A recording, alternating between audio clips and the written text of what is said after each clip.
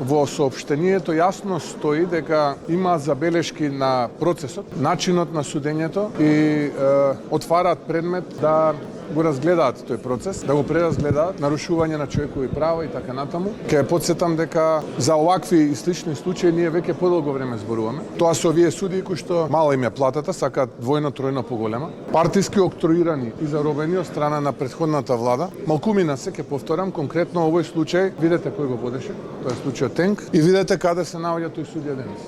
Мораме да се срамиме и црвенееме пред Страсбур поради ваквите малкумина судии, ке повторам, кои што за жал го контаминираат нашето судство и малкумина обвинители кои што за жал го контаминираат нашето обвинителство. Сега да се вратам уште еднаш, бидејќи он се страмел од неспроведување на законот, да се вратам уште еднаш на тема Аца Лукас и на работните дозволи. Бидејќи сега поставивте преседан со работни дозволи, како треба странците да работат кај нас, со работни дозволи, сега треба иста акциска контрола, Тетово-Тетовските села, Гостивар и Гостиварските села, Дебар и околината на Дебар, Скопје и околината на Скопје и секаде низ цела држава да го прави тоа. Не вака да таргетират. Конкретно овој не ми се свиѓа, таму ќе правиме инспекција. Сега треба секаде. И сегде да вадите работни дозволи. Да имаш работна дозвола, немам, ајде. А што се однесува за Страсбур, фејковача до немај каде. Страсбур ја примиле тужбата и известиле дека сега почнуваат процесот. Нити Страсбур рекле ова знаеш незаконски е, нити Страсбур рекле пресудиле, ништо не рекле. Страсбур барале информација.